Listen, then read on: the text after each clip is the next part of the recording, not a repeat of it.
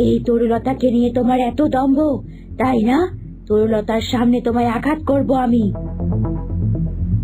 খবরদার বলছি রাক্ষসী, আমার মিহিরের দিকে হাত বাড়ালে কিন্তু ভালো হবে না। আমি মিহিরকে কখনোই যেতে দেব না তোমার সাথে। বটে, এত অহংকার? তবে এই নেই।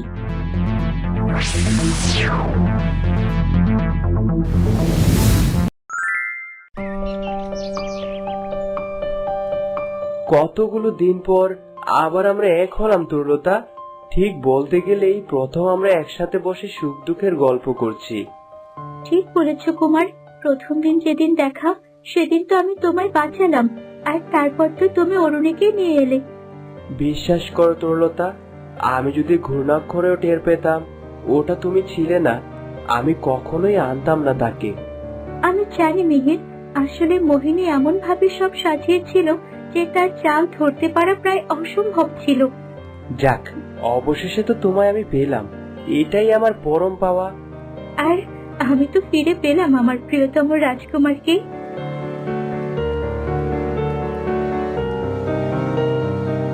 রানীমা, মহারানী আপনাকে ডাকছেন।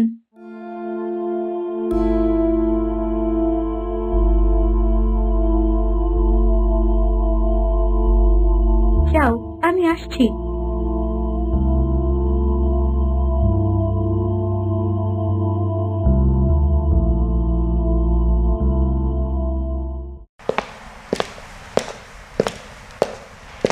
রানীমা, আসতে পারি? আরে মা, আসো আসো, বসো এখানে।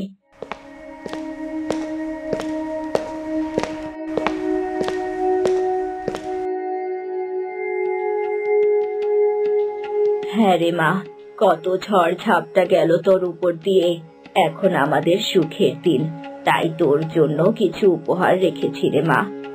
উপহারের থেকে আপনাদের ভালোবাসাই তো আমার কাছে বেশি মূল্যবান মা। তা তো জানি রে মা, কিন্তু আমারও তো ইচ্ছে করে আমার বৌমাকে মনের মতো করে সাজিয়ে রাখবো। রানীমা, এই হলো আপনার উপহার। কি এত বড় সাহস তোমার, আমায় রানীমা বলে ডাকো?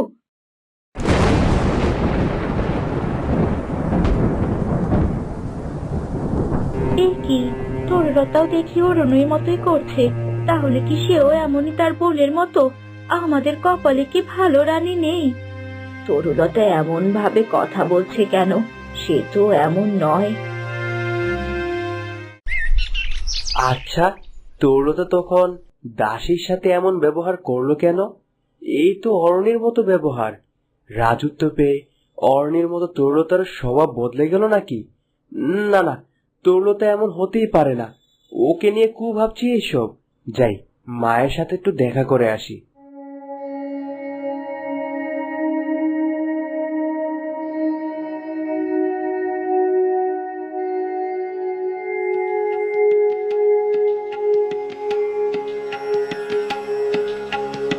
না, ভেতরে যাওয়া যাবে না। এখানে নিশ্চয়ই কিছু হয়েছে। আড়াল থেকে আমাকে সব পর্যবেক্ষণ করতে হবে।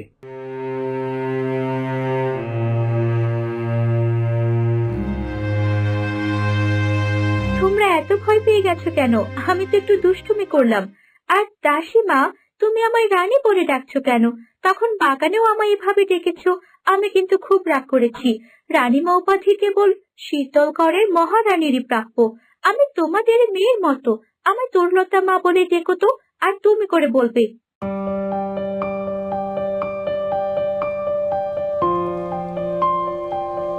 ওরে দুষ্টু মেয়ে আমার, ভয়ই পাইয়ে দিয়েছিলে। আসলে মা, তোমার বোন অরুণী আমাদের অনেক জ্বালিয়েছে। সেই ভয় এখনো মন থেকে কারোরই যায়নি। চিন্তা করো না, আমার থেকে অন্তত এমন ব্যবহার তোমরা পাবে না। মা, আমার উপর সব সময় বিশ্বাস রাখবেন। আমি কখনোই এমন কোনো কাজ করব না যাতে এই রাজ্যে দুর্ভোগ নেমে আসে। আমি জানি রে মা, এই জন্যই তো তোকে আমরা এত ভালোবাসি। যাক, নিশ্চিত হলাম আমার তরুণা তেমন করতেই পারে না।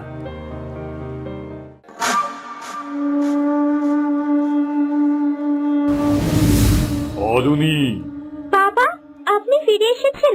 আপনার ধ্যান সমাপ্ত হয়েছে বাবা? না, তবে আমাকে এখানে থাকতে হবে। হিমালয়ে যাওয়ার পর আমার মনে হলো আমার শক্তি কিভাবে বাড়ানো যায় তা জানার জন্য আমাকে রাজপরিবারের ওপর নজর রাখতে হবে। তাদের পর্যবেক্ষণ করে তাদের দুর্বলতা খুঁজে বের করতে হবে। আর এ কারণেই আমি আবার ফিরে এসেছি। বেশ, তাহলে বাবা আপনি আমাকে এমন কোন মন্ত্র দিন যার মাধ্যমে আমি অসুরের বিদ্যায় অনেক বেশি শক্তিশালী হয়ে যেতে পারবো। ঠিক আছে, তাই হোক। তবে বৃত্তা কোথায়? বৃত্তা অন্তর্হিত আছে বাবা, তার নাম ধরে ডাকলেও সে দৃশ্যমান হবে। বৃত্তা, মা আমার, কোথায় তুই? অরুণীর অসুরী বিদ্যার শুভারম্ভ করতে হবে বৃত্তা। যা, একজন মানুষকে ধরে নিয়ে আয়। তাকে অবশ্যই যুবক হতে হবে। তাকে বলি দিয়ে তার রক্ত দিয়ে অরুণীকে গোসল করালেই তার মধ্যে অসুরী বিদ্যা চলে আসবে। যেমন আপনার আজ্ঞা পিতা।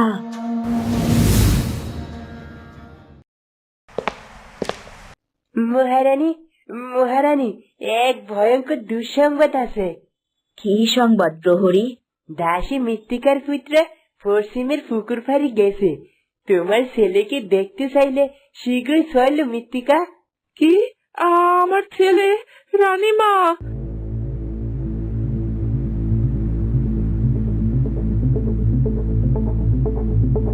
রানীমা, ওই তো বাচ্চাটা।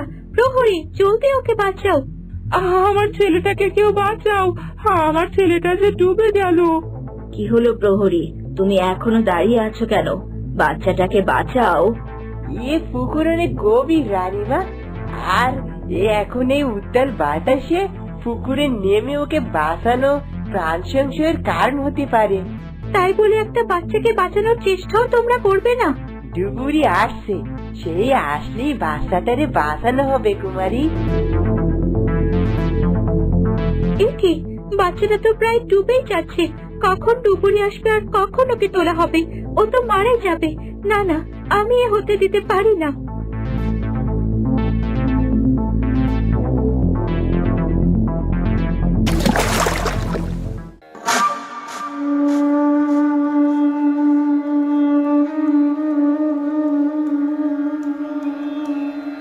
আরে, এই যুবক তো বেশ নধর পাঠা হবে বলির জন্য। তাকেই বশ করতে হবে।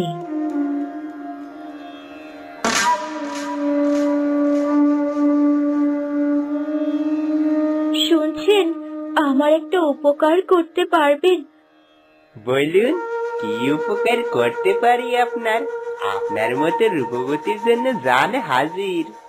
আসলে সামনের ওই বনটা পার হয়ে আমাকে ওপাশের গ্রামে যেতে হবে, কিন্তু এই রাতের বেলা এত ঘন জঙ্গলে একা যেতে বড্ড ভয় করছে আমার। আমায় একটু বনটা পার করে দেবেন?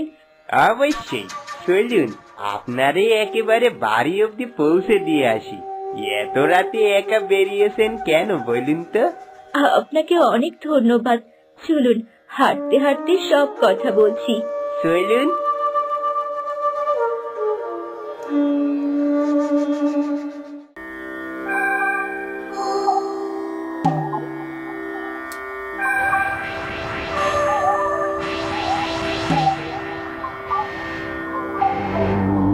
কোন জায়গায় এলাম আমরা? এমন তান্ত্রিকের মতো দেখতে লোকটাই বা কে? চলুন চলুন, তাড়াতাড়ি আমরা পার হয়ে যাই। আমার আবার তান্ত্রিকের বড় ভয়।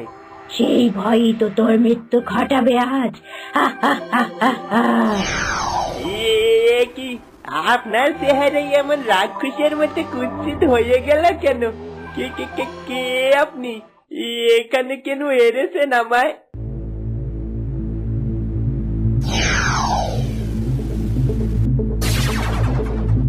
আমার হাতে একবার এলে কাগজে আর পালানোর উপায় থাকে না। আজ তোকে বলি দিয়েই অরুণীর অসুরী যাত্রা শুরু হবে।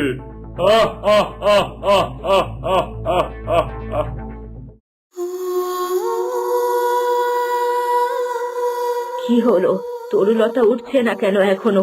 ওর আবার কিছু হলো না তো?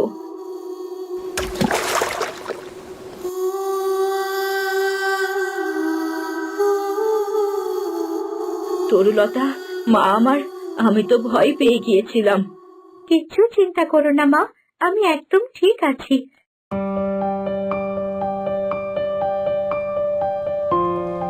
তরুলতা মা, আজ থেকে আমি তোমার গোলাম। আমার ছেলেটার প্রাণ বাঁচিয়েছো তুমি। তোমার প্রতি আমি সারা জীবন কৃতজ্ঞ থাকবো। না গো দাসীমা, এই যে আমার কর্তব্য। আমার তোমাকে নিয়ে গর্ব হচ্ছে মা। নিজের প্রাণের পরোয়া না করে তুমি এক দাসীর ছেলের জন্য এক গভীর পুকুরে লাফ দিলে। এ কেবল এক যোগ্য রানী করতে পারে। আমার এই রাজ্যের জন্য আমার থেকেও তুমি বেশি উপযুক্ত মা। না মা, আপনি সর্বোচ্চ। আপনার মতো গুণের অধিকারী এখনো আমি হতে পারিনি। আমি আর দেরি করতে চাই না। কালই মিহির আর তরুলতার বিয়ে হবে। প্রহরী, মহারাজকে গিয়ে বলো সকল আয়োজন করতে। ধুমধাম করে হবে এই বিয়ে।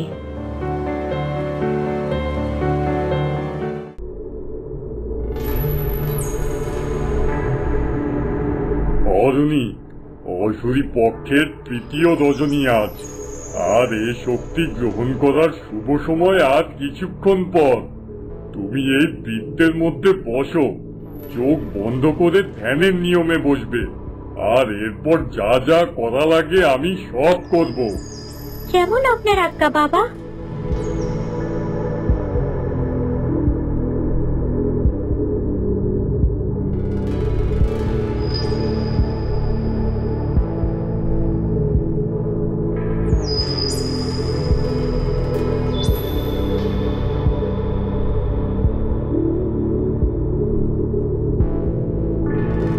চোখ খোলো অরুণী, তুমি এখন আর কোনো সাধারণ মানুষ নও।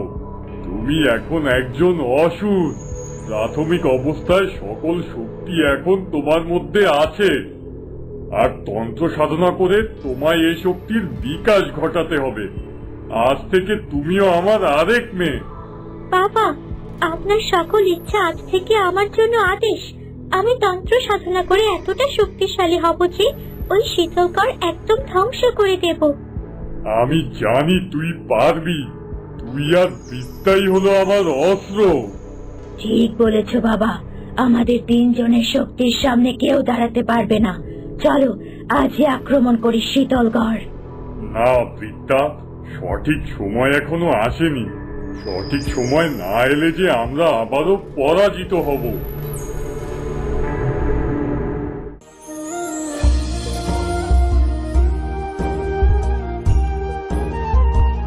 আজ আমার বড়ই সুখের দিন। আমার ঘরে নতুন মা এলো আজ। ঠিক বলেছেন মহারাজ, আমার ছোট্ট মিহির আজ বড় হয়ে আমাকে আরেকটা মেয়ে এনে দিয়েছে। আমার রাজ্যের যোগ্য উত্তরসূরি আমার তরুলতা মা। মা তরুলতা, মনে রাখবি তোর জীবনের থেকেও মূল্যবান এই মানুষগুলোর প্রাণ। ভালোবাসা দিয়ে এই পরিবারকে আঁকলে রাখবি সব সময়। আর এই রাজ্যের সুখের জন্য যা করতে হয় সেই সব কিছু করবি, নিজের জীবন বাজি রেখে হলেও। ঠিক আছে মা, আমি এই রাজ্য আর পরিবার দুই দেখে রাখবো।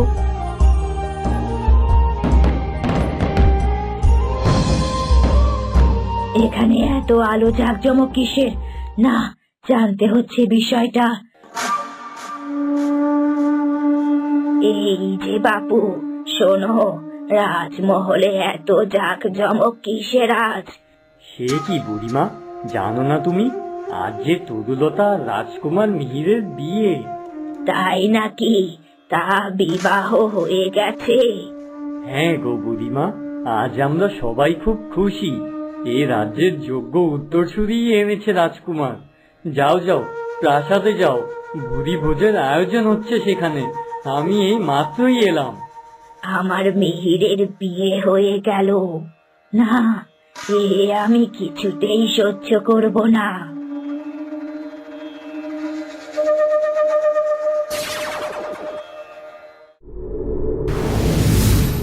বাবা, মিহির আর তরুলতার বিয়ে সম্পন্ন হয়ে গেছে।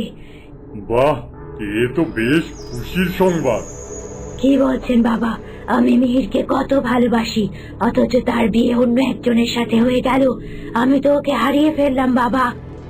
রাক্ষস কুলের শক্তিতে এত প্রতাপ থাকার পরেও তোর বুদ্ধিটা খুলল না রে বিদ্যা। আমি তো এই বিয়ের জন্যই অপেক্ষা করছিলাম। বিয়ে না হলে ওদের সন্তান আসবে কিভাবে? আর এই সন্তানই তো হবে ওদের ধ্বংস করার অস্ত্র। বুঝতে পেরেছি বাবা, আমাদের সাথে চলো না, আমি ওই রাজ পরিবারকে উচিত শিক্ষা দেব। আর আমিও আমার প্রতিশোধ নেব ওদের ওপর।